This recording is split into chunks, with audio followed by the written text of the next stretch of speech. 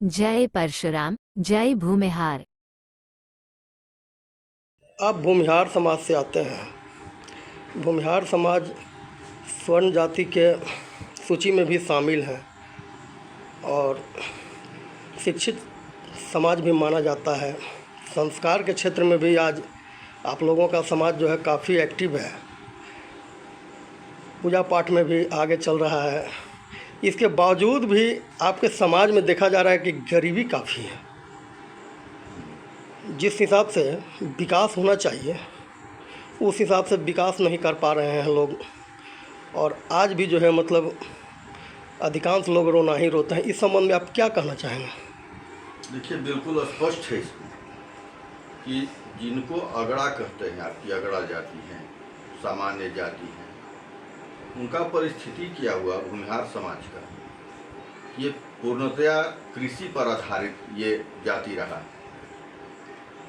स्थिति है कि हर परिवार को आप उठा के देखिए, 90% परिवार के पास 1.5 बीघा, 2 बीघा, 3 बीघा यही खेत है और वही जीविका का साधन भी है। उसके अलावा कोई कार्य नहीं। 1.5 बीघा, 2 बीघा, 3 बीघा अगर किसी के पास ज़मीन है तो वार्षिक आय उसका 40 से 45 हज़ार रुपया होगा।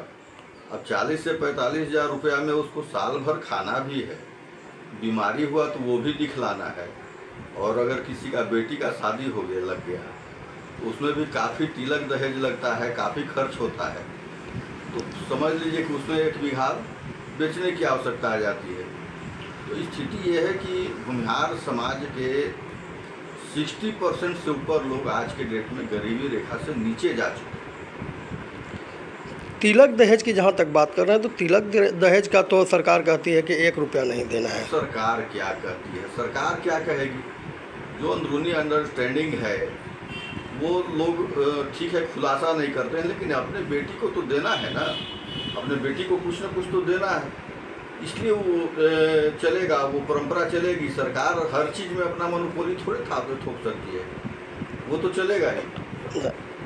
आपके कथनानुसार 1.5 बीघा, 2 बीघा या 1 बीघा ही जो है मतलब भूमिहारों के पास भूमि है, लेकिन भूमिहार समाज को भूमि का मालिक कहा जाता है।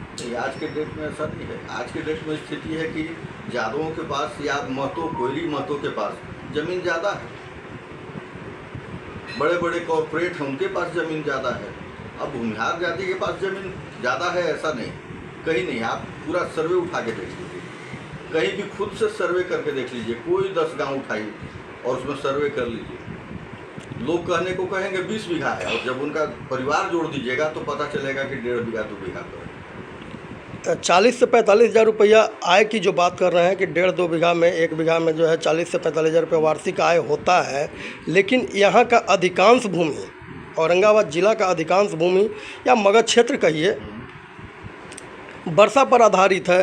और जलस्तर का जो स्थिति है आप औरंगाबाद ज़िला में ही अभी देख लीजिए कि जलस्तर इतना काफ़ी नीचे जा चुका है कि 3 जगह 4 जगह समरसेबुल बोरिंग किए जाने के बावजूद भी समरसेबुल बोरिंग करने वाला व्यक्ति जो है मिस्त्री कह दे रहा है कि अब बोरिंग नहीं किया जा सकता है, दलदल है या पहाड़ है। तो आखिर खेती को भी कैसे गारंटी माना जाए? मैंने पहले ही कहा, मैक्सिमम आए।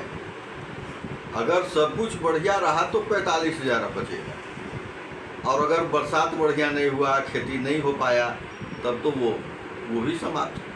तो मुख्य कारण अब क्या मानते हैं इसका बेरोजगारी का?